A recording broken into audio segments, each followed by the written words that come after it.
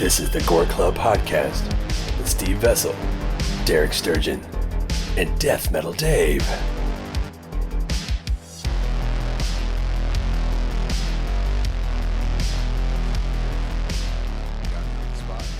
You're dropping some DMT and talking about aliens. Look at this fucker. He thinks he's Joe Rogan over here. I'm still alive in a year. Fuck that.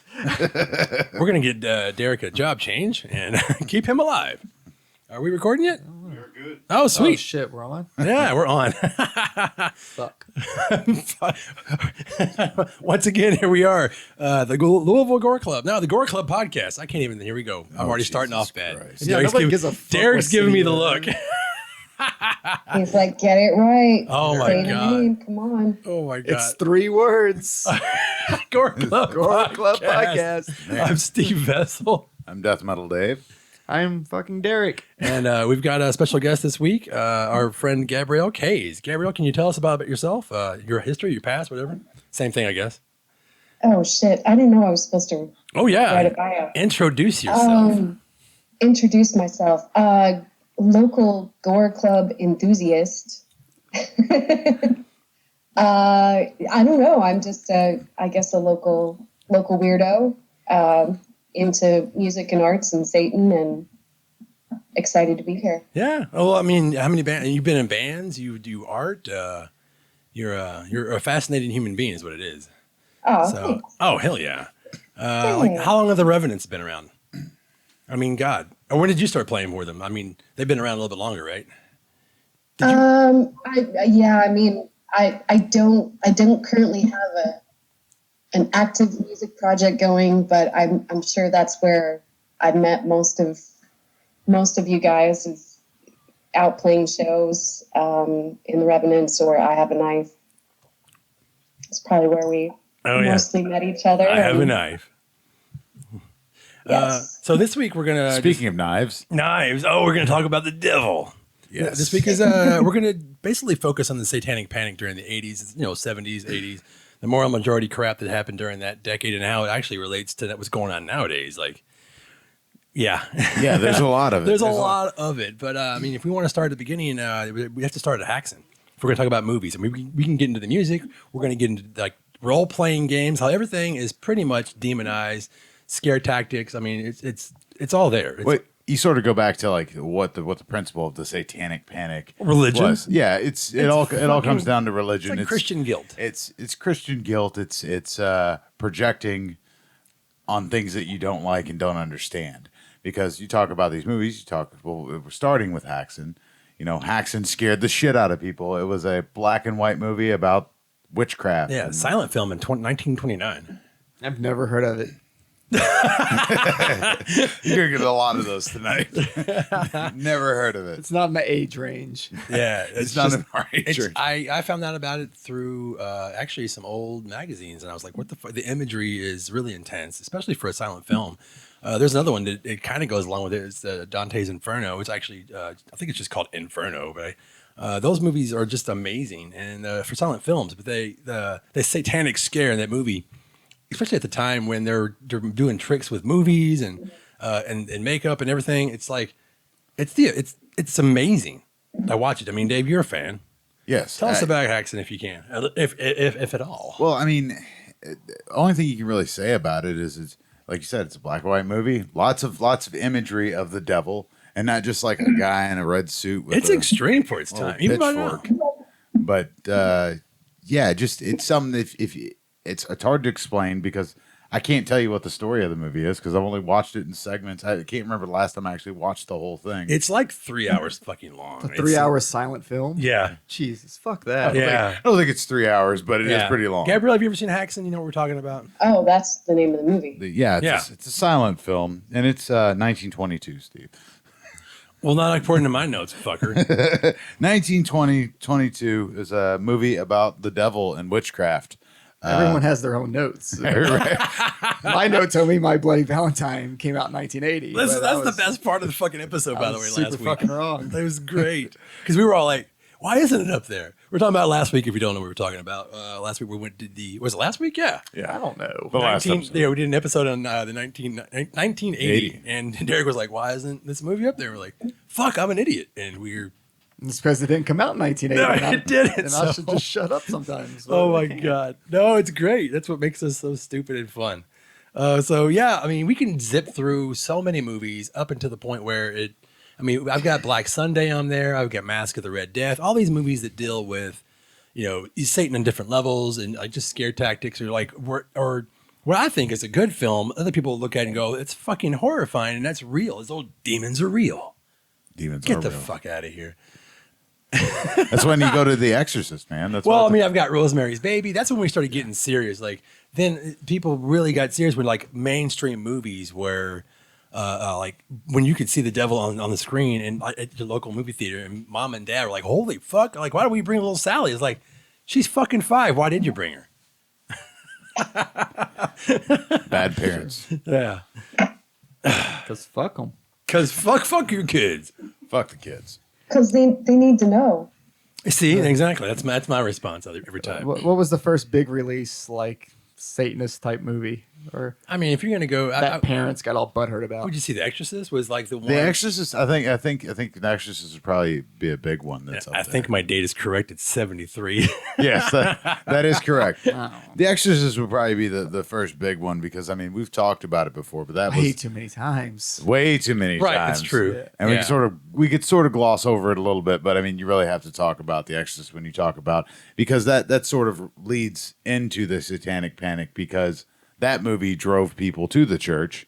And at that point, the church is thinking like, hey, these scare tactics worked for us for so many years. Let's do this again. Because they're afraid Derek's gonna go to the movies and then come home and kill everybody. Well, that's what they were telling people. Well, yeah. Solid plan. It's better than fucking going to church. Oh shit. Go to sleep, mommy. Everything's gonna be okay. And then that's where you go right into the Omen. Yes. Oh yeah. You got babies, which Derek loves babies. I fucking hate babies. I've I shaved both my kids' personally heads, though. thought The Omen was a superior movie to The Exorcist. Yeah, you're right. That is a superior movie. Okay, I'm glad you guys are on that side of the table because I love them both. I definitely think the Omen it's on par. I don't know if it's better. It's lower budget, so that makes it better because you know how I think about movies. I'm like, if your movie is cheaper than mine and it's still good, mine's better. The creepy devil kid thing weirds me out more than Linda Blair.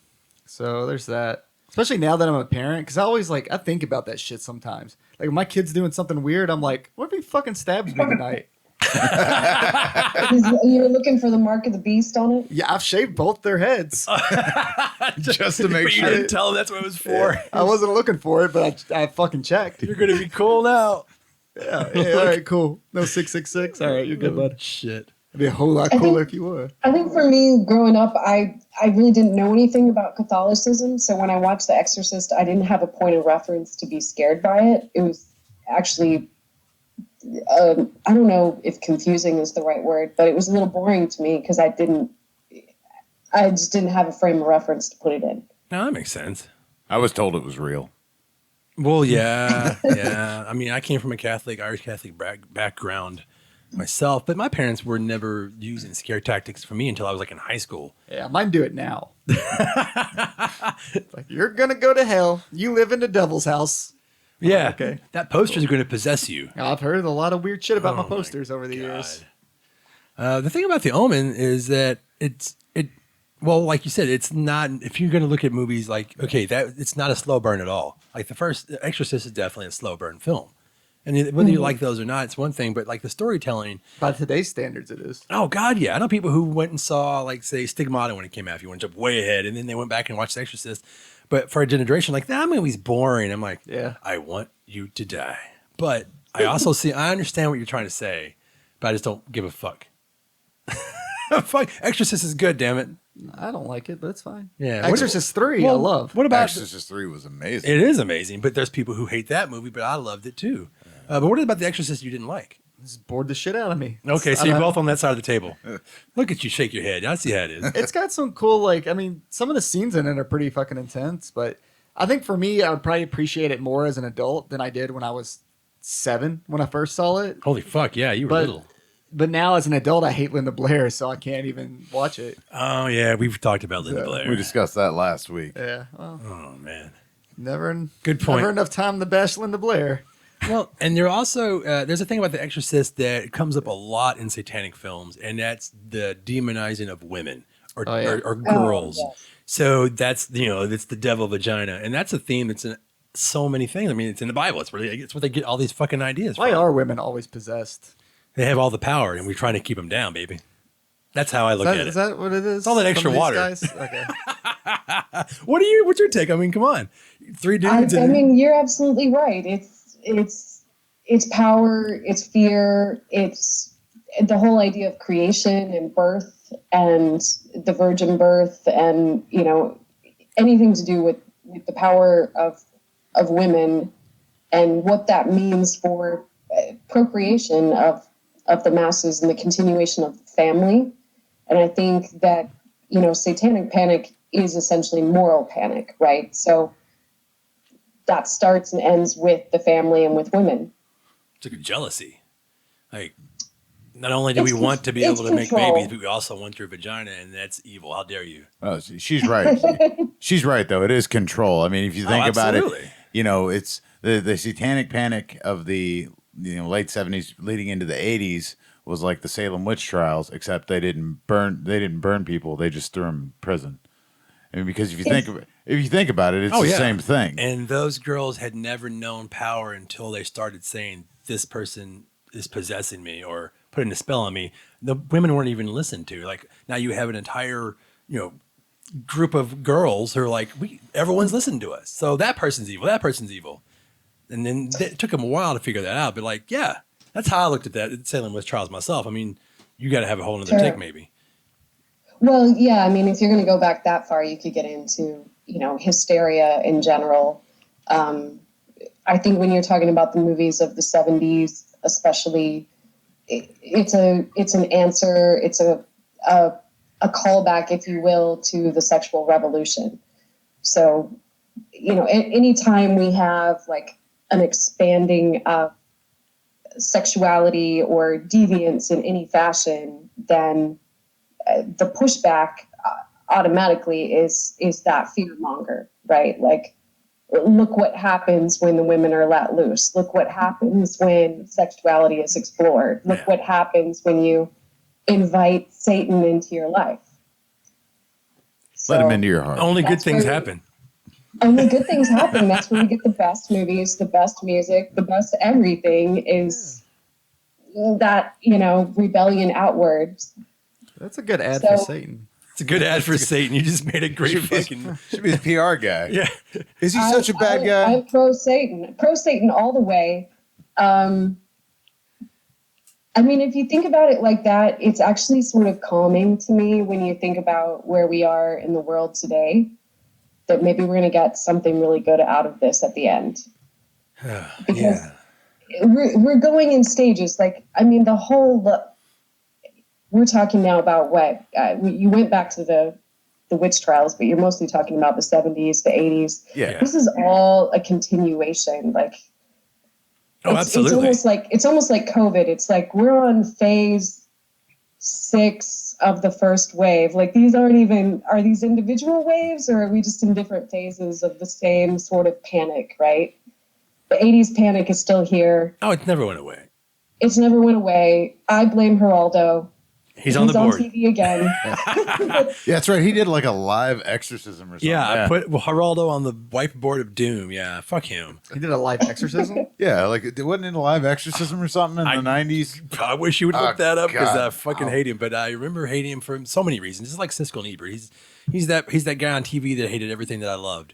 But talking about like how things go in waves, I always think it looks like it's like a pendulum. It's like it goes from being like everything is fine and just calm the fuck down, and then all those people get too much power. We have to take that away and let's figure out something to poke at him, and it's always something evil. We got to figure that out. Like Dave was you brought up early before the podcast. What was it? The what do they call it now? What's the new version of the moral majority? Fucking QAnon Thank bullshit. you. Yeah, they'll fuck them. Yeah. It's the same thing. They believe in a cabal of evil people stealing your babies. But it's the same thing from the 70s. Like, you know, they thought the same shit about pedophilia and child abuse and sex offenders. Same thing in the 70s, but I firmly believe that was just a response to the 60s. That was, you know, birth control, free love, psychedelic music. And so what happens? We get that pendulum all the way back towards,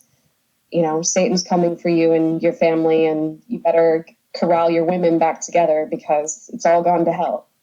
It is going to hell. And we're going to ride that wave. Yes. I mean, we can get back to the movies, but I've also got the music of the 80s. I've got Venom, AC/DC, all that stuff. When D&D got demonized, it still is, of course. Yeah, the D&D thing was weird because then they made that movie Mazes and Monsters. Tom Hanks. I don't know. Have you? My God! It's one of his first movies. Yeah. So if you've never seen it, I forgot about that till now. I'll just give you a quick synopsis. So he plays this game. It's not Dungeons and Dragons. It's called Mazes and Monsters. Oh. His parents drop him off at college, and they're like, "You don't play that game because you got to pass your courses." And then he meets this kid that wears stupid fucking hats all the time. And he's in college, right? And he's in college, yeah. This guy talks to his anyways.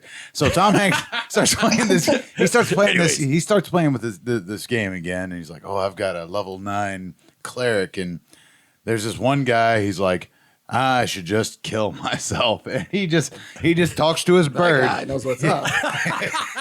He talks to his bird. He's like, "I'm gonna go kill myself, but I'm gonna take all these people into this abandoned mine to play this game." So they're basically discovering cool. They're discovering LARPing. Well, while all this happens, the fucking plot twist happens. Tom Hanks loses his shit. Yep. And all of a sudden he's like, "I'm a real cleric and I'm gonna fight these monsters," because he's got some deep-seated trauma.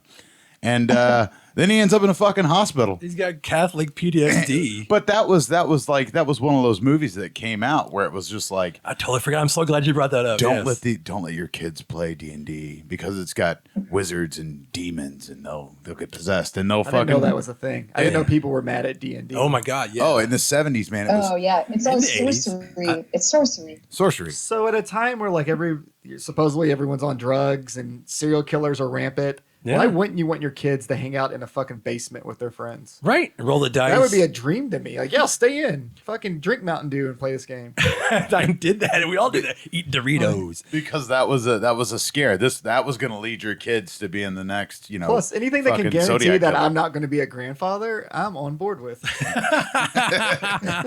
So you should get your kids into Star Trek. Oh, You man. fucker. Yeah, I mean, I played D&D only for like 3 did years. you play D&D or any kind of role playing game, Gabrielle? I did not. I know a lot of people Oh my God, yeah. did, and I appreciate the storytelling aspect of it, but Well, no. if anyone is listening or whatever, you know what I'm talking about, because the thing is, they open those books up and it's like just books, volumes. Was the monster manual? All Oh, that yeah. stuff. It's just demons and monsters and all these mythical creatures. And, Afraid their from kids- from a religious point of view, that's all evil. It's just paganism. And then if you're going to be a cleric or a wizard or whatever, magic user, then you actually have to get the components of the spells you're going to make. Yeah. It's all in right. It's like all every fantasy. role-playing game that's come out in the last 30 years. So It's- if you're a video gamer, there's Baldur's Gate and Right. Diablo and all that shit that follows those rules. And they fucking hate that stuff too. It's just evolved version. Those assholes hated Harry Potter. Harry Yeah, Potter same. was Christians Oh, hate yeah, Harry I mean- Potter. Well, Yeah. Christians hate Harry Potter. Oh, yeah. Yeah, exactly. Yeah. And I don't want to just talk about just the Christians, but that seems to be, at least, especially from the American point of view, that it's so in your face. Christians, like Well, there's a lot Calvinists, of all hypocrisy these- with it. I have all the Harry Potter books. of course, Because my grandma one day when I came over there, I was like, this had to be like 15 years ago, maybe a little less than that. She's like, "You want these?" She had them in his closet, and I was like, "Why are you getting rid of all these books?" And she's like, "Well, my preacher says we can't have them in the house." so she gave them to you. And I'm like, "Sure, I'll fucking take them, whatever." And then I sold them. Scumbag. thanks, Mom. But I'm like, but the irony of it is that preacher owns like a Peddler's Mall style like franchise, and I'm like, and I've been to those before, and they sell that shit there. So he's telling you not to keep it in your house, and I'm like, this sounds like a scheme for like you. He's just trying to get his them for free. He's trying to get his inventory He up. just sells that shit. Oh yeah. Well, you're demonizing one thing. It's like the drug dealer who's also Gotta feel the better about cop. yourself. Yeah. Yeah, it's bullshit. We can talk about like I said, I brought up I have Iron Maiden on the wall, Black Sabbath, Twisted Sister. We had the PMRC trials. What's the PMRC? Dave, hit us up. PMRC was basically the Tipper Gore and those assholes. Oh, that bitch. Yeah, that bitch. Oh, that bitch. She was the one that were trying to label music and trying to get labels made and try to get music banned. There's a very famous time when Dee Snider went in front of Congress. And Frank Zappa, man. It was awesome. And you just fucking like schooled him like, that's not what the fuck I meant with those lyrics. You're just making that shit up. And they were. It was another scare tactic to say that this band is satanic. And now he's mad that I think like Trump's campaign used this song. Yeah. So he just came out about that recently. Yeah. Yeah, don't fuck with Dee Snider. He won't take it. Do not. He can't take it anymore. No. Yeah, his personality does not match those affliction pants that he wears. Oh my God. Yeah, you think you can't even follow that up with anything. But I mean, other music that had problems. Judas Priest. Judas Priest. Yeah, they were in court because some kid killed himself. Yeah, and I cannot remember the name of the kid. Yeah. Does anybody have any memories of that? I mean, I do, but I talk a lot. You have memories of like killing yourself to a No, song? of that trial. Right. That trial was a big deal if you were in the metal. I don't think I was allowed. It's 90 in 90. That's when the trial came about. yeah. I mean, I was alive, but not really. Yeah. I was still like fucking worthless. Basically, the trial. oh no, sorry. Dave lost it. You're gonna edit that. I'm sorry. I was thinking. I do have memories of it, and what it makes me think of too was it like there was kind of the same time that we had a resurgence of part of the fear mongering of the secret messages in the music. And I feel like that got brought up at the trial. It was that, Dee Snider or someone would say, well, we're just being tongue in cheek, or we're just challenging people's thoughts. And they'd say, well, what about these hidden messages, right? And they try to play the records backwards. And it's so funny because that was kind of an old tactic even with the Beatles. I mean, that started many, many years before of these same sort of conspiracies, that there's hidden messages, that it's driving people to this, Yeah, there was I think the Beatles one was like, there was a you played it backwards and it said kill Paul or something like that. I don't know. Yeah. And Are you serious? That actually fed a specific conspiracy that Paul McCartney was dead. Yeah. That, like, still a thing. Oh my It God. was replaced by someone else. But I forgot about that. Is some of the metal bands that like embrace the secret messaging and just started putting it in their music. Venom. That always excited me. People in League with Satan. I remember that has like the beginning of it. It's all backwards and it's just saying like join us or offer. No, that's Hell Waits, isn't it? So I forgot what the Venom one, because I used to have a backwards tape player that a friend of mine stole from the library of the blind. Wasn't me. I'm not a dick. He was. But I got it from him, and I would play all my tapes backwards, trying to find all of the messages. And I did. I found a bunch. Some of them, I'm just making shit up in your head, but some of them were obviously, like there's the one in the Cramps album, Stay Sick. And it's just him talking about going to, like, I think Colorado or something. It's just dumb shit. But then there's ones like Venom. It's just like the beginning of the song is backwards. Hell Awaits, the song has got the beginning. It just says join us over and over. So they're like saying, oh, you want it that way? Here it is in your face. How many records you think got fucked up from people trying to play them backwards? So many. It's just fucking up every record. Talking about that, they bring that up in Trick or Treat, 86, the Sammy Kerr movie. Yeah. It's kind of a throwback too. It's like that backmasking, I think is what you called it. I mean, that was like an old like suggestion of like Aleister Crowley, even, that you should play your records backwards as like training for like occultism in like the 1910s. Like it's so interesting to me how everything old is new again. Yeah. And it all sort of it just keeps coming back. It gets rebranded. So the Judas Priest trial. So there were two kids, and they decided they listened to where was it again? Judas Priest. Better by You, Better Than Me. Yeah. And they were high on weed and alcohol and blew their brains out. And the whole argument was, the parents' lawyer said that it was in the record. It said, "Do it." So they do it. Yeah. You're right. So I remember now. do You're what? so right. Yeah. I mean, Halford was, whatever Rob Halford wanted them to do at that time. I don't know. Fuck, listen to the record. That's all he wanted. Well, it was a weak argument. They were trying to make up for what happened by suing a band. They were willing to put this band in prison to try to forward their fucking whatever the hell bullshit moral majority crap. Who was this? Jerry Falwell? Is that the guy who kind of started the moral majority in the 70s? And it kept going for into the 90s. And I wish that guy was alive to see all the shit that's going on now.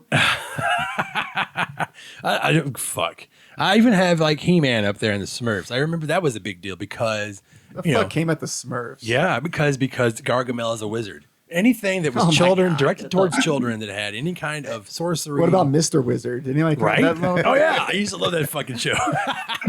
The parents never came out in droves for Mr. Wizard. Mr. Wizard. Does you say? anybody remember the Mcmartin Trial or even heard about it? I'm not sure. I know. Okay, the Mcmartin Trial was a thing. These people had to fight this for, it seemed like a decade. What it was, and once I start talking about it, you might remember what I'm talking about. It's the one where I they would remember. bring the little dog. Well, then if you can talk about it anyway, please do. No, go ahead. Okay, Go ahead. well, it's the one where they would- give the I backstory. forgot but you're the right. name like, of the that fucking- trial went on for Ever. 7. Yeah, and those people stayed in prison until it was over. It wasn't like they just got out and got to hang out, $15,000 fucking bail. Let's not talk about that. But like it's one where they brought the little doll out and said, "Show me where Jimmy touched you." And these children were basically being goaded. That's where it started? Yes. Oh, shit. It's called the Mcmartin Trial, and there's a whole thing Using they that used joke for for the a while. FBI. I think there's a whole group of people that they were able to get funding and all this stuff, and then they started training cops this way. It got bad, and then it finally started. Somebody came forward and like, none of this shit makes sense, because you can sit there and talk to a 5-year-old and say, "Show me where Derek touched you," and then Derek's, and then next thing you know, but they're being given candy for the right answers, for the answers that they want, but not what's Yeah. really going on. So next thing you know, well, fuck, Julie said she got that. Yeah, well, fuck, Dave touched me right there. Can I have the sucker now? I mean, that shit really started to happen. Yeah, I think Sword and Scale touched on that like murder fucked. podcast. Yeah. I think they had like a cop on there, and he was talking about how they use ways to like interrogate like kids and stuff, that they're trained to do that. That's fucking kind of weird to me. Yeah. I didn't really like that I think line a lot of about that show started the doll. with, they had that big book in 1980, that Michelle Remembers book that came out of Canada. Oh, yeah. It was all about repressed memory of Was it satanic sexual? satanic rituals, Yeah. satanic abuse. And what happened was the guy that wrote this lady's story, partnered with her for her book, was legitimately a psychiatrist of some sort. He had a medical degree. They wrote this sensational fucking book where they end up making like millions of dollars. And it got so much publicity because it was so sensational that guy ended up being flown in every time there was an allegation. He would appear as like an expert. Like he would show up for something like that Mcmartin trial and say, "I'm an expert. I understand repressed memory and how to pull these things out of people, all these traumas that they've buried." Because I wrote a book. Yeah, and so I'm an for a expert. long time, that's what it was like it had this backing to where they actually were training police, going into daycare centers, leading children to these questions, but also doing, therapy with people to pull these repressed memories out. And then it would actually go so far. I mean, 7 years at trial, people actually believed this shit. People's lives are right. being fucked. It's like nothing's changed from the witch trials, but Yeah, go onto Facebook and just look at that for a minute and see what people fucking believe. oh my God, yeah. Well, I've actually got a whole section up there about women hating, satanic movies. I've got, and it's just like, Satan's cheerleader for girls or, school for girls. And it's always satanic movies about women, satanic pandemonium, all that. It's like the evil nun. The women are just demonized. And that's just, it seems to never go away or it dies down, especially in the 90s. And then it pops back up. I've got a part on the board. It's just like how Satan got dumb. It's like Omen 4.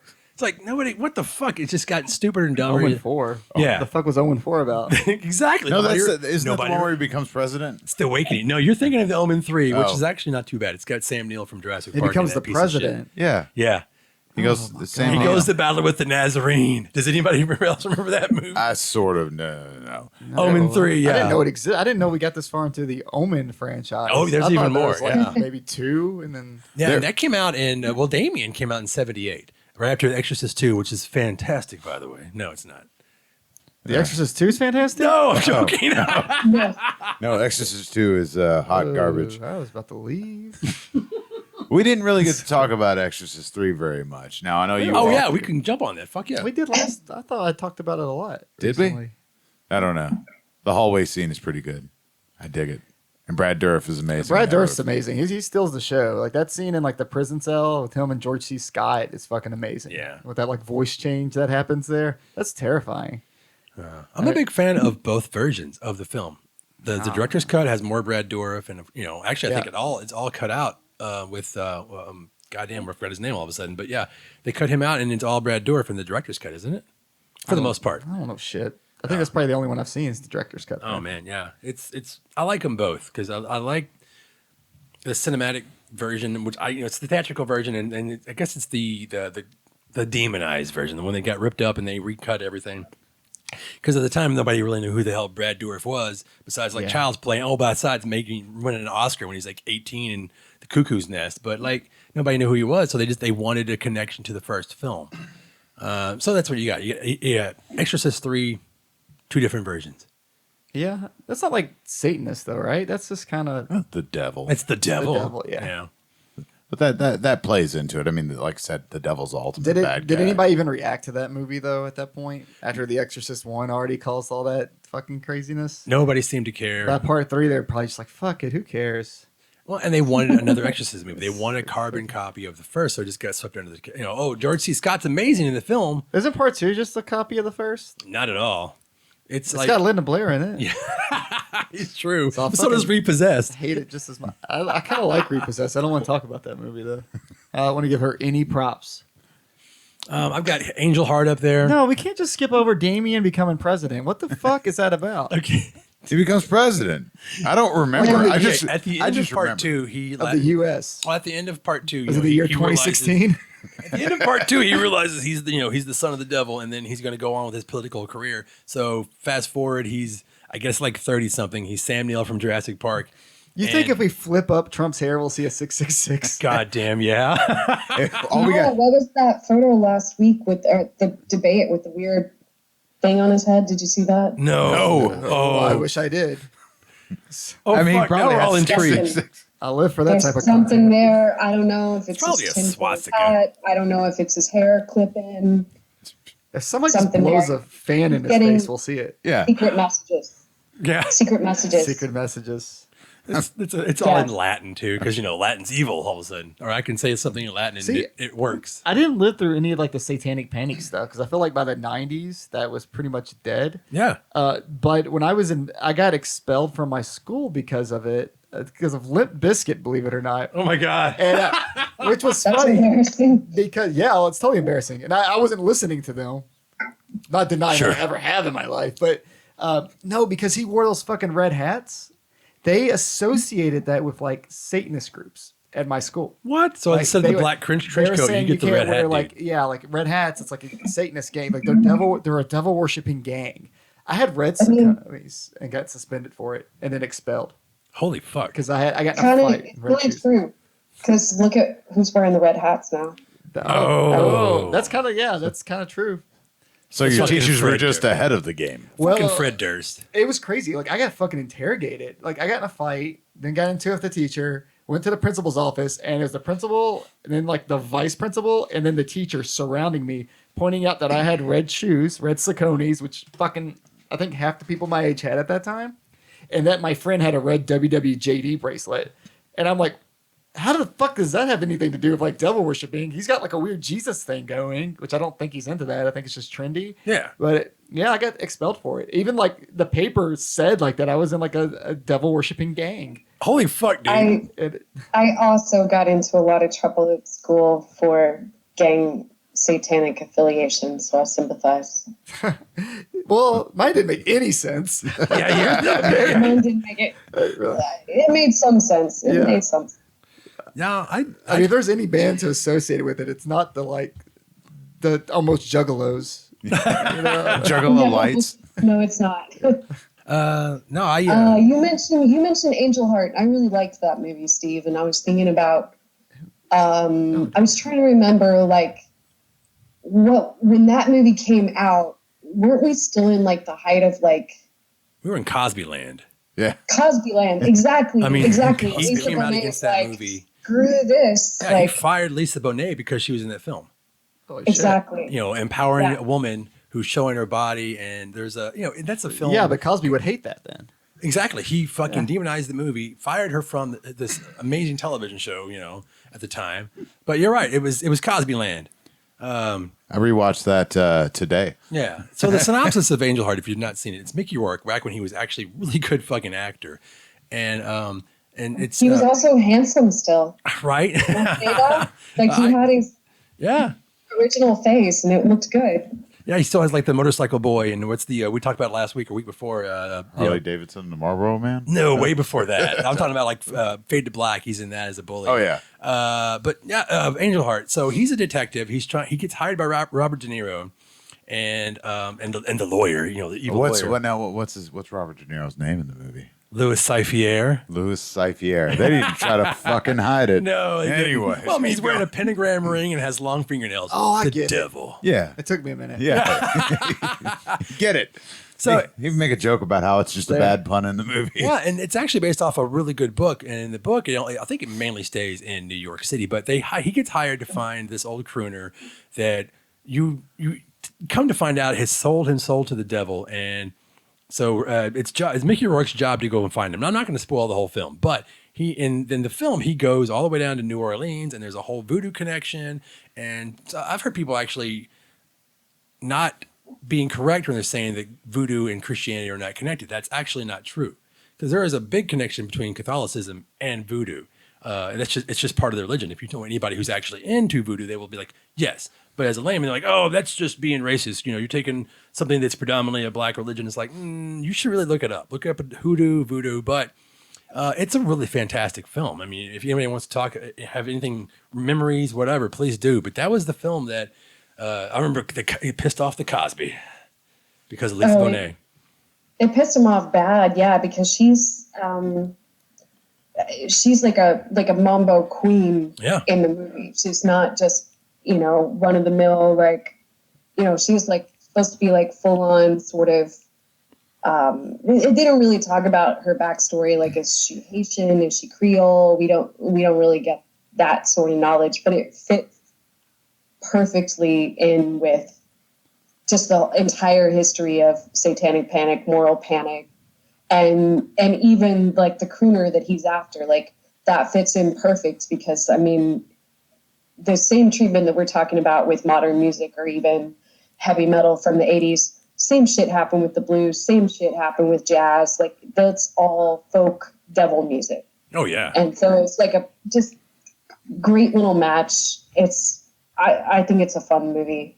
I enjoyed it. That's a really good slant. I didn't think about it until just now. You're like, it's black music with, and then you have a very powerful black woman, and then you have the white guy who sold his soul to the devil who's in love with the black one. Like, the whole movie is just guilt. It's all bullshit, and it's all directed towards, Mickey Rourke and Ricky, or not directed towards him, but he's the one trying to figure everything out. It's a really good fucking movie. Do you think Bill Cosby actually watched it, or he just heard about it and just was like, fuck it? He pulled a Leonard Maltin and just sent his secretary or some shit. I think knowing what we know now about Bill Cosby, probably was pissed that she wasn't fucking him. That's true. And she might have been like, well, fuck you. You did Leonard Part 6, asshole.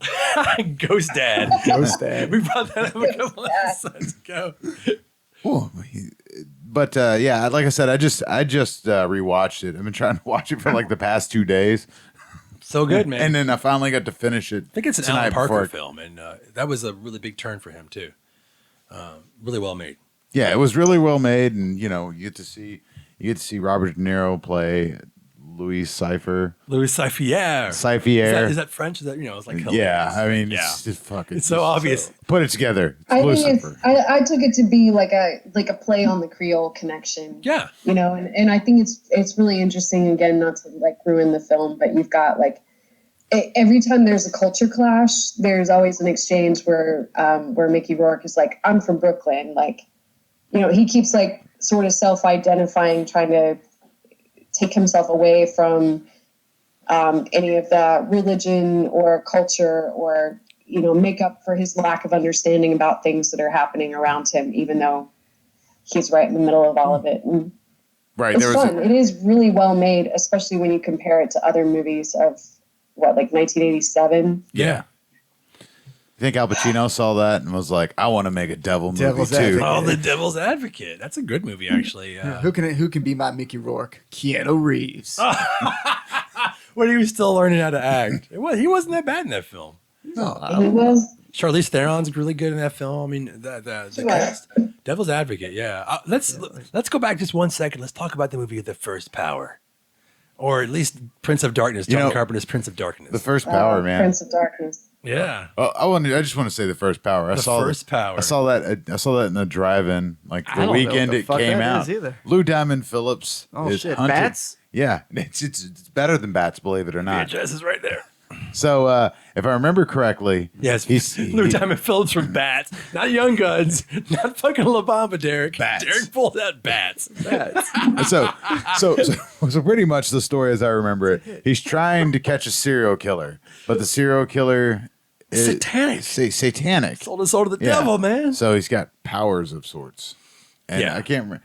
I know I'm going to confuse it with that Denzel Washington movie where the guy keeps Well, that's the thing is that when I saw that, I think the movie's called The Fallen. Is that The what it's Fallen, called? yeah. That when I saw The Fallen, I was like, this is a ripoff. I think of it's The First just Power. Fallen, right? Yeah. I think it's just Fallen. Fallen, Okay, yeah. yeah. sort of.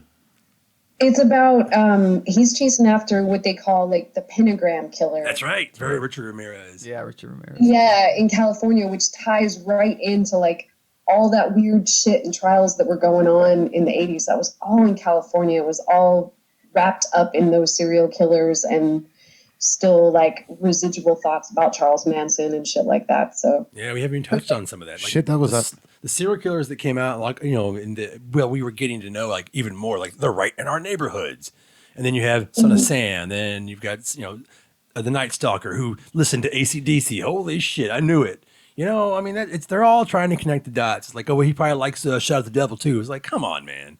Remember when Iron Maiden was like, oh, Number the Beast, they're satanic, and he had to make a fucking statement. It's like, no. Well, what serial killer was watching Exorcist 3? Dahmer. Dahmer. yeah. Yeah, Dahmer liked Exorcist 3. Yeah. So. He made one of his last victims who escaped watch it with him while he's handcuffed to him. That's pretty nice of him, really. I That's a thought good so. You want movie. to watch a good movie? It's a good movie. This is gonna be a yeah, good I mean the first Power's got all of that. It's got serial killers. Yeah. It's got Satan, He jumps bodies. psychics. Yeah. The devil, policing, your own neighborhood, like corporal punishment. It's got all of it. That's great. It's got all the stuff. I just can't believe it was 1990 because like my mother took me to see that in a drive-in. She never wanted me to watch movies like that. Maybe it was another one. She was I like, kind of want to see this one because it sounds good. yeah, it was actually a pretty good movie. Yeah. And when I met Lou Diamond Phillips like a couple years ago at a convention, Did you have him sign your Bats poster? no, I should have. Fuck. I should have, but I talked about this movie and he was just like sort of just was like, oh, cool. Yeah, he's like, let's get to talking about bats. We should be talking about bats. One of my favorites is Backwards, it's Stab. Oh Saw my that trailer. God, he's right. Fuck. That bad marketing that they did. Oh, one of my favorites is that it's something that John Carpenter did. He tried to get smart with Satan, and he put he did Prince of Darkness. That sounds like Judas Priest trying to teach me how to read. It's time to get smart with Satan. Oh my God. Well, I mean, who can tell us about Prince of Darkness? Anybody? We've all seen Oh, this you film. just watched it recently, right? Oh no, Prince of Darkness haven't seen in a while, but what I remember you of it, couldn't find it. yeah, that was the one that wasn't streaming anywhere, and I wasn't gonna pay like $40 to buy a fucking Blu-ray. That's where. Just remember the- Alice Cooper is The awesome. Scream Factory release is pretty sweet though. Yeah. I found it for like a $3.99 rental and rewatched it this week, Steve, and I had some strong feelings. Dude, I had please. some strong feelings, but I get what you mean. They tried to get smart. So they tried to take a scientific approach, right? And so the premise is that you've got this problem at a Catholic church, this secret hush hush that not even the Vatican or the Pope knows about, right? And they have to seek out this professor played by like Victor Wong, Who's awesome. who's awesome. And you also see that like Dennis Dunn is in the movie, and I'm like, please be Big Trouble in Little China. It's But the it's same not. casting director. Yeah. Yeah, She's in the film.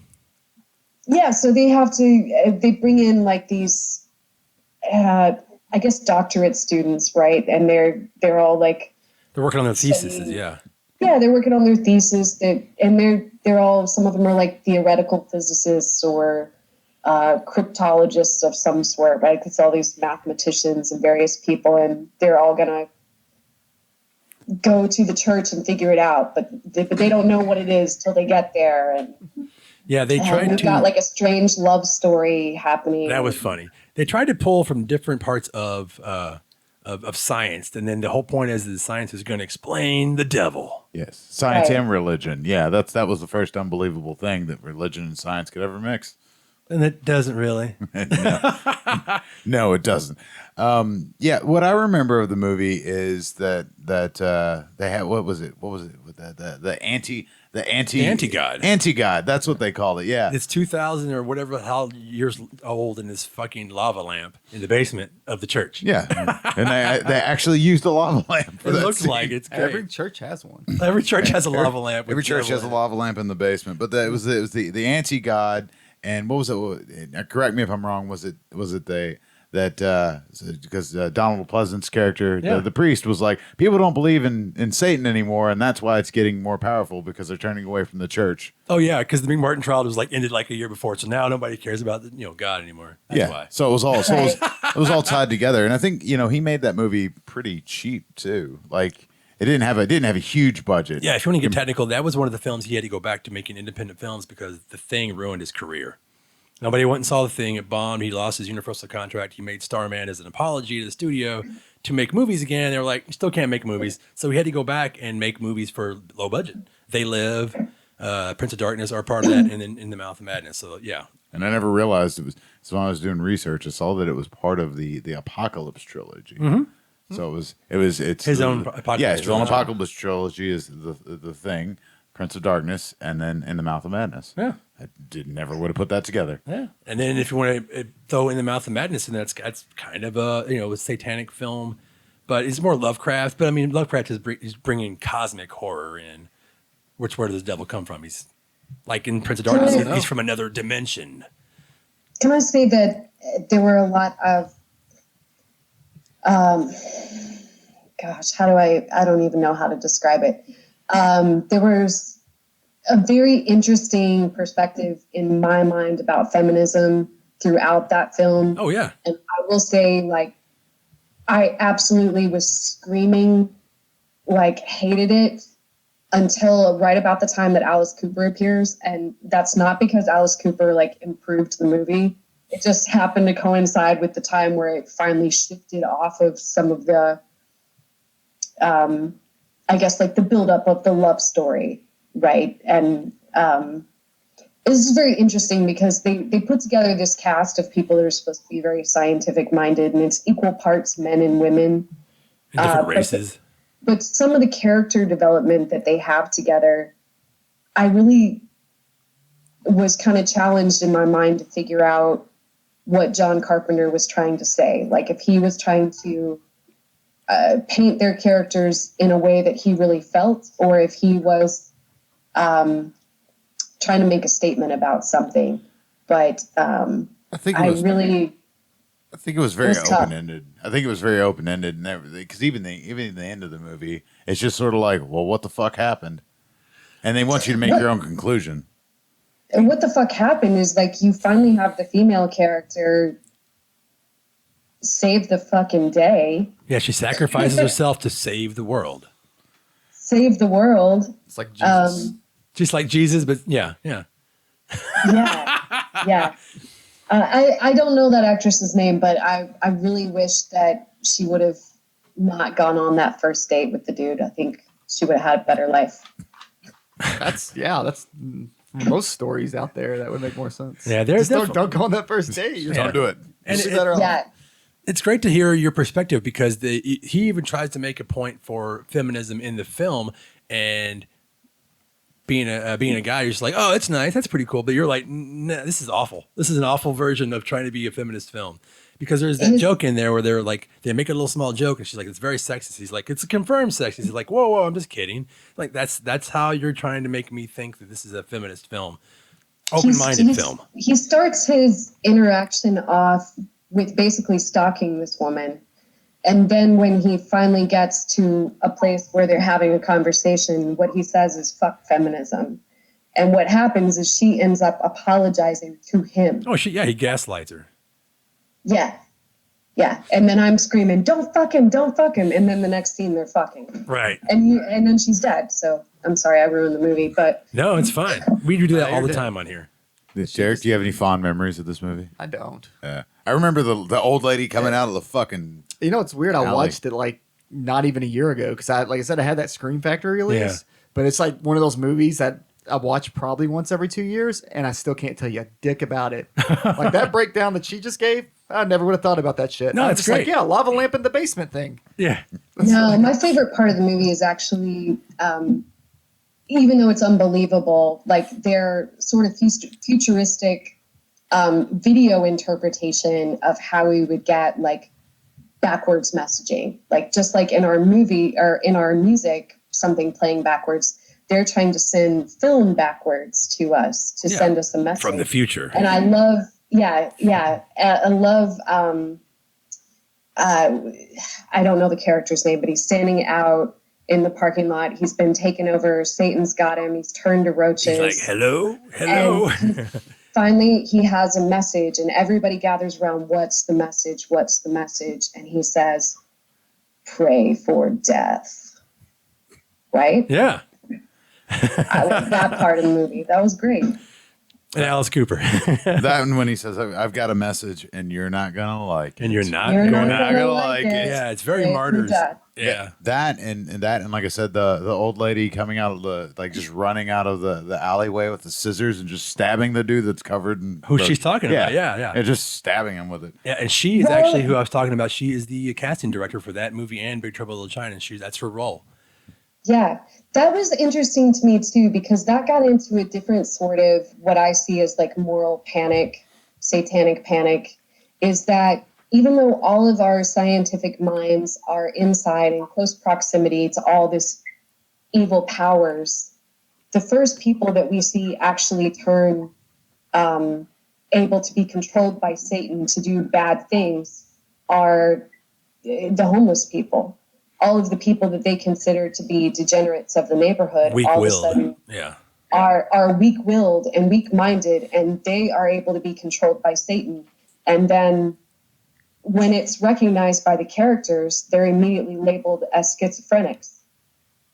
Yeah, so there's a lot of strange like assumptions that go on in the movie where it's like, you know, what is he actually saying? Like he's playing on multiple levels of fear. It's not just the women, it's not just the feminism, it's not just the church, but it's also these people that are all around us and what do we think about them?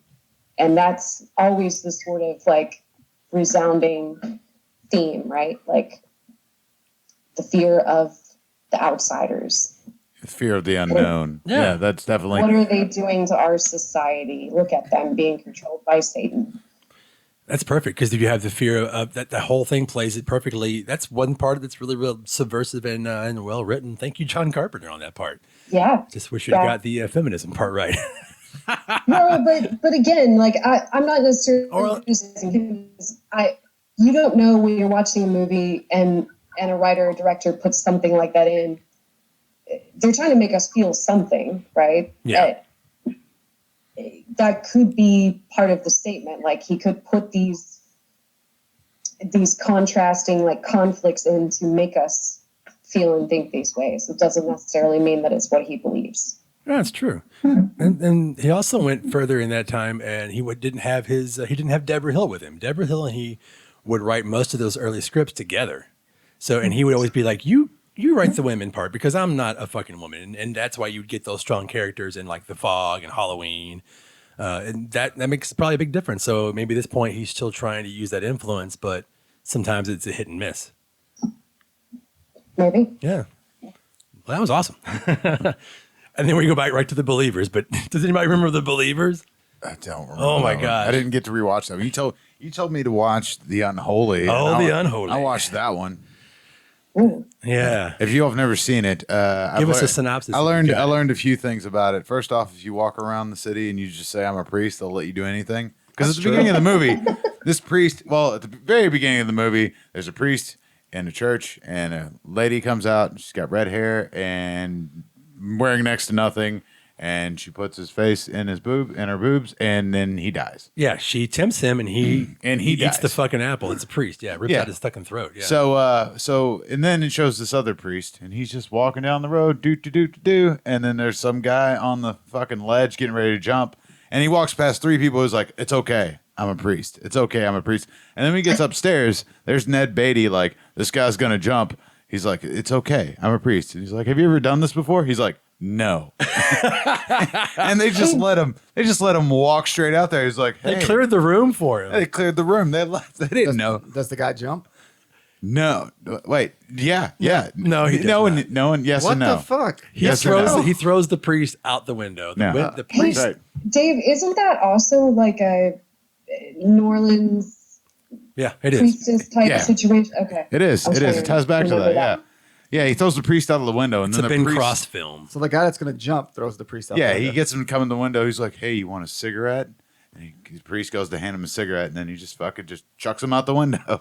So what happens is he survives the fall. That's supposed to be like kind of like the unbreakable part where like, he's the chosen that's how one. he died. So they stick him in this church because then he is supposed to be the one that's going to battle the temptations of the devil. So that's what that woman symbolizes is, Eve in the fucking garden. So that's all. The whole movie is just one big buildup. Yeah, satanic club in that movie because they talk about that too. But it's fake, and they make sure Right, come out as it's like, fake. this is not real. It's So this priest showmanship. is like a badass. He can like fight and shit. No, he's not No. Chuck Norris. That'd be awesome. He's not like the priest from like Dead Alive. No, he's not like the priest from Dead Alive. I kick ass for the Lord. That's all I picture when you're like, he goes out the window and he just gets the fuck back Yeah, up. it's just like they just keep it quiet because one thing the church is good at. Kick about ass for the Lord. is keeping things quiet. They don't want people to know about. Yes, So yeah. so Sexy stuff. yeah. That doesn't happen. So he goes to the satanic club and he starts doing like his police or his investigation work. Satanic club. Yeah, he goes in the satanic club. It's pretty awesome, actually. It's like a goth. It's like a Like sort an of opening scene from Blade. yeah, sort of. Actually, it's a good representation. Except like for the bloodbath, but whatever, yeah. Well, no, they're sacrificing a lady, her on stage. Air quotes. So yeah, the movie goes on. He's just trying to figure out what's going on, what happened to this other priest, and why he died. And there's also a blind priest the whole time, and they're like, "Should we tell him?" And they're like, "No." Horror movies love blind people. They do love blind Very people. Well, weird. the blind guy symbolizes kind of what happens in the end, and we're not going to give it away. But that's like there's this whole thing about the blind priest. So you pretty much have to watch the film to understand what the hell happened and why those priests are connected through their lineage of whatever. You'll see what I happens. want to watch it to that window scene. I don't want to stop. No, I He's feel, like the I don't first act like 10 it minutes. kills I'm a me. priest. I'm a I priest. feel like if you let me give you a quick rundown of the end, you'll want to watch it. I feel like you Please do, because it's awesome. The end of the movie. I'm gonna spoil it, but fuck it, I don't care. the fuck? It's Yeah, it's an old movie. So the redheaded lady finally shows up because he figures it all out. Look, it's a cat. It's a cat. The redheaded lady finally shows up, and she has to seduce him, and if she does, she's allowed to stay on the earth because she's actually a demon. Well, she goes to seduce him, and it doesn't work. So then she turns into the demon, but she's still awkwardly trying to seduce him. And As a demon? As a demon. And then Yeah. we're not talking. She looks like Think about Ghostbusters, the big dogs. Do they fuck or not? with nipples. They don't fuck, but I'm not watching it. but when she turns into a demon, two little person demons come out of nowhere, and it's the most hilarious thing. These little you'll rubber see. suit fucking little munchkins. rubber suits. Yeah. That's the other thing. They used to like little people. Yeah. I don't know what that is. These are really It's like little people. women and little people. They're evil. Yeah. Yeah, so just watch either the first I'm gonna watch him get thrown the fuck out that window, and then fast and then forward we're right to the end to the demon. and it Fuck the story. and it is on Tubi, so you can watch it. Oh, That's it where I is, watched yeah. it. Yeah, I don't need the story. Oh, Tubi's great. It is. awesome. We talk about Tubi constantly on here, and I don't know if the next movie I want to talk about is on there, but The Prophecy. Yeah, that's a fucking. That's when like the '90s, where everything was getting serious. Either like metal was getting serious, hip hop was getting Is that serious. the one with the kid from Mask? No. Eric Stoltz. Oh yeah, he is. I forgot he's older. Yes. It's See, I got they're all something right. angels, and it's the battle for the the heaven. I just It's been remember going Rocky on forever. Dennis being in a movie. It's such a well done film, man. Yeah, It's really Christopher good. Walken, right? Yes. Okay, cool. Christopher Walken is badass. Gabrielle. That's another franchise that like I saw a box set for recently, and I think there's like fucking 6 of them or something. I know I'm like- Danzig's I think in the second I'm one. like, how long? Danzig's in it? Yeah. Yes. Yeah, he plays like a homeless guy or something. Oh, and God. No, I That thought he played. that has to be so Okay, I bad. thought he played. he's only in it for like a very brief. His new moments. movie is the biggest piece of shit you'll ever watch. talk about Satan. Holy fuck! yeah, you about Satan. What's like it? bad. Veritaka or Verotica. Verotica? Yeah, whatever. It's based off his comic books, which are equally awful. I know his fans will defend. All right, anything, but- I'll just. I haven't seen the new Danzig movie, but Oh god. when he's in the second movie, he plays like, I don't know, like Samuel or something. Yeah, I He's thought he not played just an like a angel, yeah. regular- But it was Yeah. it was real quick though. It wasn't like he wasn't in it very Oh long. yeah, it was- no, he probably had to pay to get on. He just wanted to be a part of it. That's probably Yeah. what it was, actually. Yeah, this Okay. was when people were trying to. Did they film him to make him look taller? I don't remember. They probably put him on stilts. Stilts, yeah. Waist up. Well, this was the time when people were like thought this motherfucker could play Wolverine. Remember that? Well, yeah. Does but anybody Wolverine- remember that part? Wolverine- Like, yeah, I want Danzig well, to that play was- Wolverine in the X-Men movie coming out. I have a magazine where they talk about. Oh, that, my- like, saying, they were- before top Hugh 5 Jackman. guys, and he was like the second one listed. Yeah, but he's short. Get the fuck. That's 'cause he was But short So built. is yeah. So is Wolverine. But yeah, you think he's gonna do like that accent or anything? Can you imagine Danzig in all these X-Men movies playing Wolverine? No, but I think he started that rumor. He Oh, I probably. guarantee it. Well, I just remember being a kid and it was like Stallone and Danzig. That's how I remembered it, at least. I was like, what the fuck? Neither one of these motherfuckers. If you play Danzig records backwards, it's just him telling you he should be Wolverine. masking Wolverine.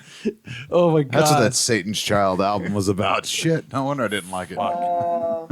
See, I never saw Prophecy 2. I didn't know they did sequels to that because it doesn't seem like something that would become a franchise. Yeah, Jessica Biel's is in. I think she's in the second one. And after I didn't watch them after like the third one. And haven't. I watched that as it came out. I feel like I saw Prophecy and From Dusk Till Dawn at the same time, That sounds about right. like via rentals. But I feel like they were like both on the new release shelf at the same time. When And saw I them. remember the good one from Dust Till From Dusk Till Dawn. Dawn. Was the Prophecy that Yeah. good? I thought people liked that. The one. prophecy wasn't. The Prophecies, the first film was great. I meant like the sequels. Oh yeah, the sequels. Yeah, the sequels were kind of like some of those Hellraiser sequels. It's like they're gonna be bad. Just a You're gonna Dimension watch movie. them. Yeah. Jesus Christ, there's 5 of them. They put out That's- 2 of them in 2005. Yeah, see, I saw that What? box set. Okay, this is how I can know how bad they are. Is Edward Furlong in any of them? Like in the Crow movie. They couldn't afford him. Oh God. He works for cheap. You had like 4 painkillers. You'll get Edward Furlong. Let's go up to Stigmata. That was the one that I remember the last film, besides, Last Exorcism, all that kind of stuff. But Yeah, Stigmata that's- came out, and that was a big deal. And Gabrielle Burns, he's a fantastic actor. They stuck him in there as the priest. So, any thoughts on Stigmata? I actually never saw Stigmata, Wow, yeah. and I have it. I So I saw that right when it came out. I remember it being a decent, like it was enjoyable. Yeah, You know? it's kind of like the Yeah. Gen X version of The Exorcist, where it's like the young hip girl, she gets possessed, but it's actually she's possessed by a priest in Argentina, I think, and it's like it's really well done for what it is, and it's it has the current music, so it is what it is. But like I remember like I said earlier, the person I was dating at the time, she was like, "This movie's awesome," and The Exorcist sucks, and I was like, "I kind of think we should break up." Well, That's what I remember. it's probably faster paced though, like right? More Exactly. Yeah, fast-paced. it was exactly what the you would expect from was it 99? Yeah, I think there was a big boom of like, So how much like random metal songs are in it?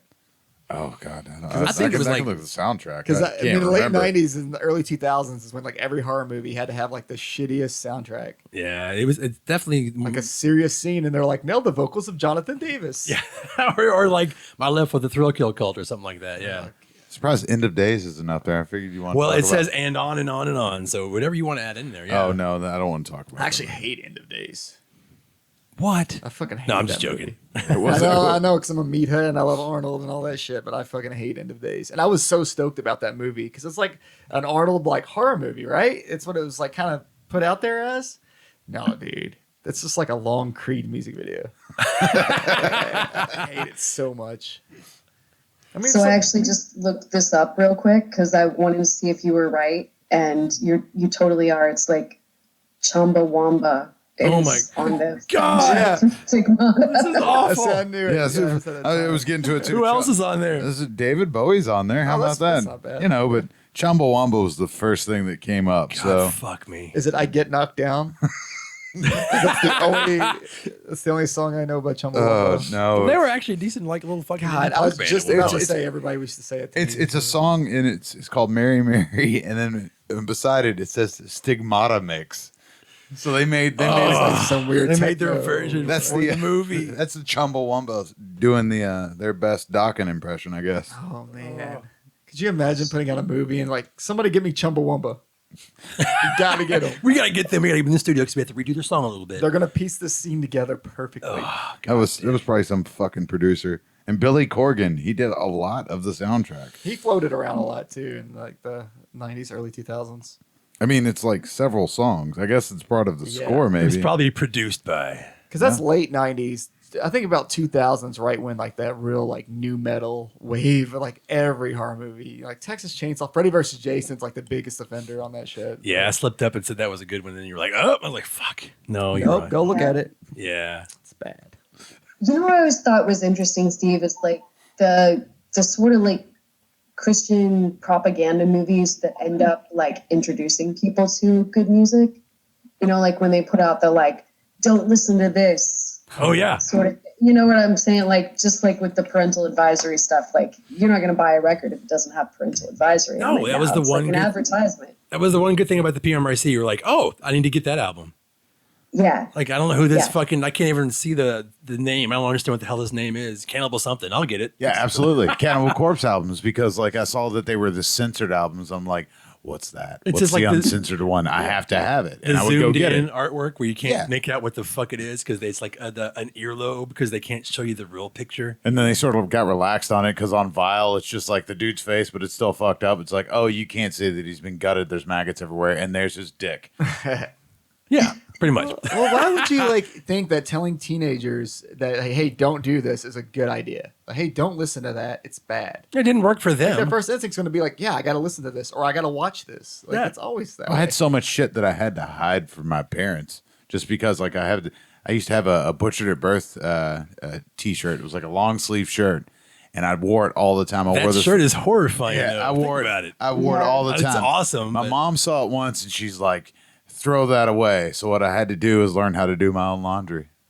I did. You learned something. This sounds like this was like a good adult development. It was a for learning. you. Thanks, Cannibal Corpse. I learned how to do my laundry. Right. Well, devil music, period. I mean, besides the bands that we have during the 80s, I mean, the 90s, you have Typo that came out. There's so many, like, it didn't, like you said, it never really stopped. It just kept going. It kind of quieted down, and then somebody would come up a little too famous. Oh, this show shouldn't be on at 9 o'clock. We got to take this, we got to tame this down. It just never stops.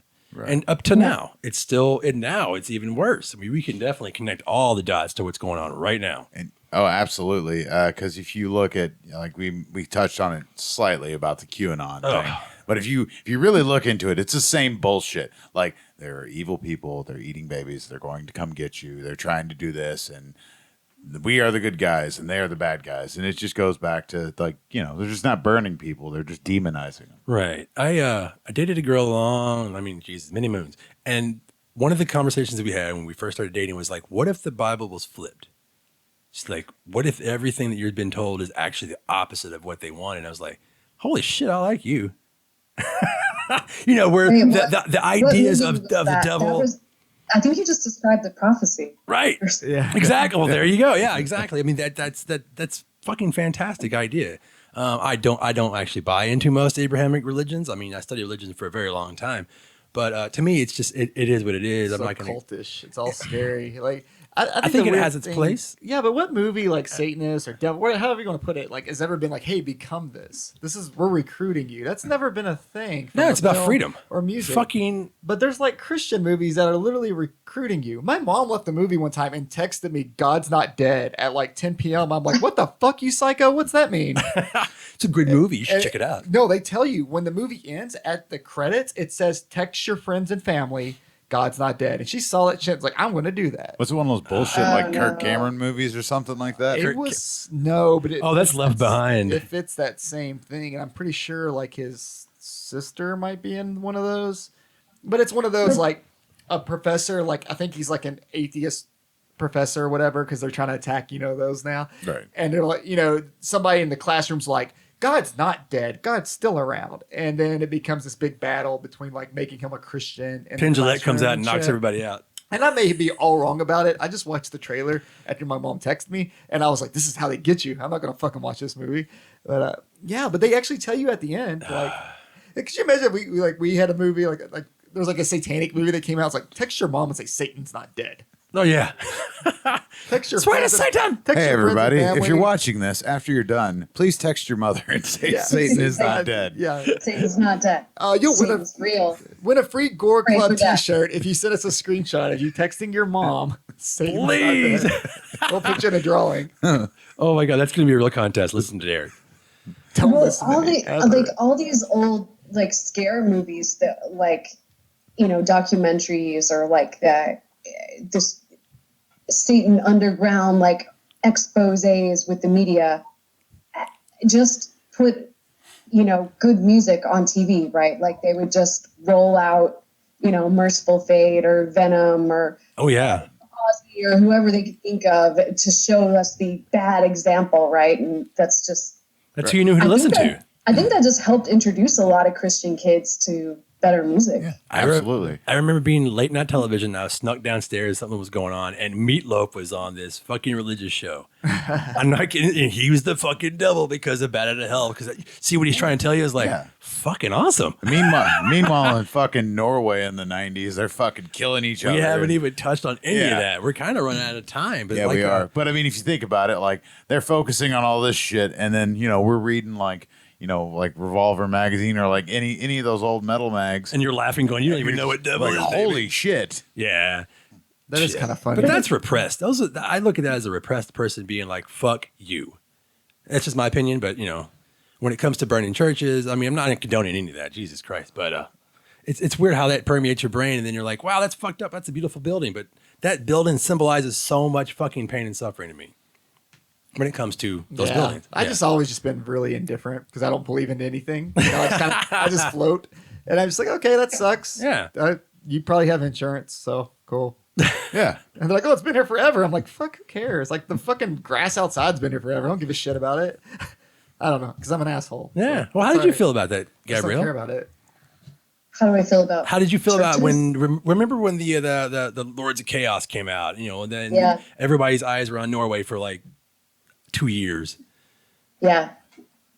I mean, I thought it was great. I think, and I don't want to misspeak to this, but I think it's different culturally, and a lot of these places have better separation of church and state, and at the same time, from what I understand, in Norway they have,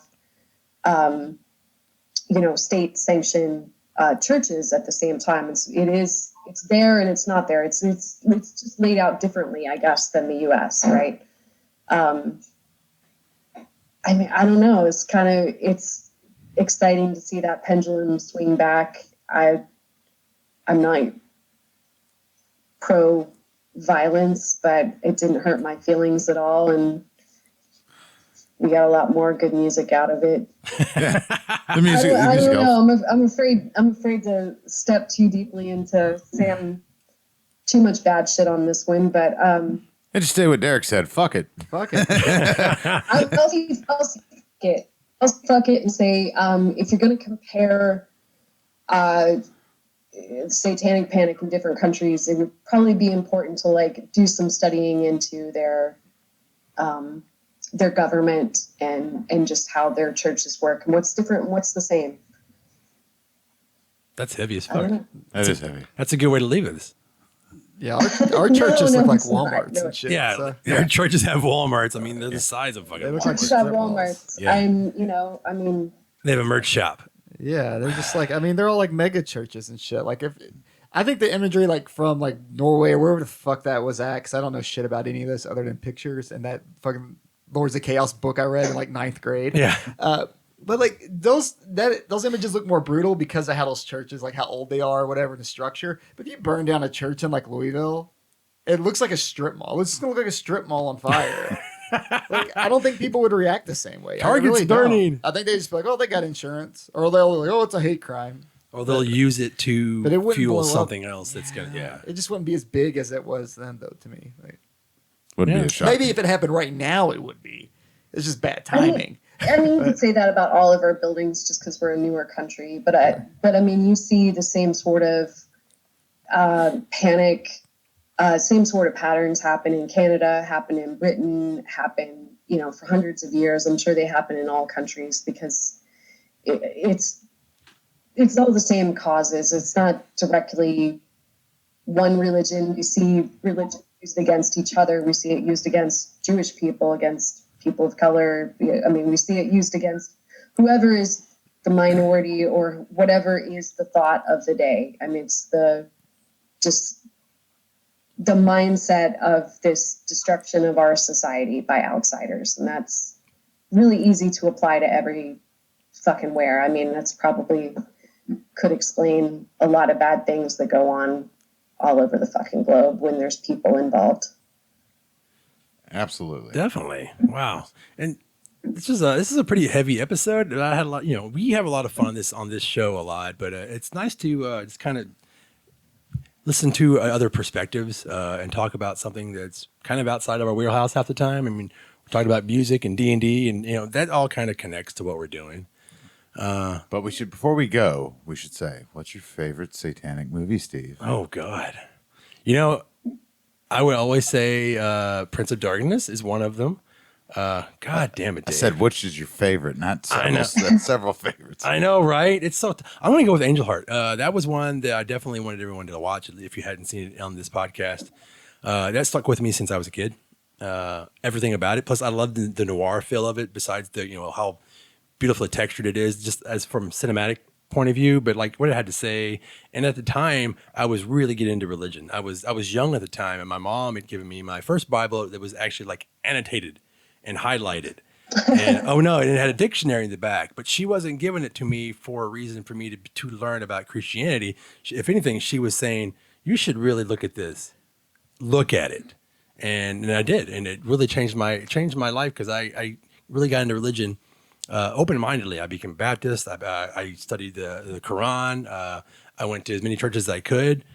Different Korean church, mostly black church. That really expanded my mind. So I'm going to go with Angel Heart. Oh, that's a good one. Derek? I mean, if I had to pick one, Trick or Treat. Good Obviously, answer. I mean, it's not really my genre, but Trick or Treat's my shit, so that works. No reason. Gabrielle? Oh, man. I'm putting you on the spot. I didn't make you go last. I feel like I'm put on the spot here. I'm going to agree with Steve that I think Angel Heart was really enjoyable to watch, but I don't have a personal story. Oh, Why don't you go, Dave? Oh, for me, it would either be Exorcist 3 or we didn't talk about it, but Warlock. Oh yeah, we didn't get to that. Yeah, Julian that's cool. Sands. Julian Sands. Fuck, I'm changing my answer. Warlock. Yeah. Because Well, Julian Sands is beautiful. I'd hope to come up with. We're going to do a whole episode on witchcraft films, and I was kind of saving that for that. But that's the thing about like witchcraft and Satan. The witchcraft franchise. Yeah, No. You said, Jesus yeah, you have to Christ. do it now. No, God, Fuck, no. you said, yeah. He's trying to You've heard stick me in a fucking You've heard it corner. here first. We're going to watch all 17 witchcraft movies. This Softcore porn all day, baby. We're all going to die and lose every fucking follower we've got. Guys, we're going to get out of here. Thank you all so much. Thank you, Gabrielle, for coming on. Yeah. Listening to your perspective and your side is different from, listening to the three dudes talk about movies. Absolutely. And that's something I want to look forward to. Hopefully we can have you back. And we're still working on like technical difficulties when it comes to having guests call in. So it's nice. We got to figure it out a little bit. So if you're watching this on YouTube, please like and subscribe. We're on Anchor, Google, Podcast. Castbox, Spotify. Shut up, Overcast, Podcast Addict, and we're in 13 countries now. So now they can all hate us Wow. too. Yeah, We're on podcast. 13, We're on 13 podcast. countries. 13 shit. countries, We're going to yeah. get some comment. Paraguay. Oh, it's hilarious. Oh, yeah. Paraguay just picked us up, and so did Brazil. So awesome. They're going to be like, my church just burned down, you son of a Son bitch. of a bitch. Thank you guys. Yeah. Cut all that, edit all that shit out. We're out of here. Thank you guys. Bye. All right, thanks for having me, guys. It was fun. Thank Yeah, you. bye. Bye.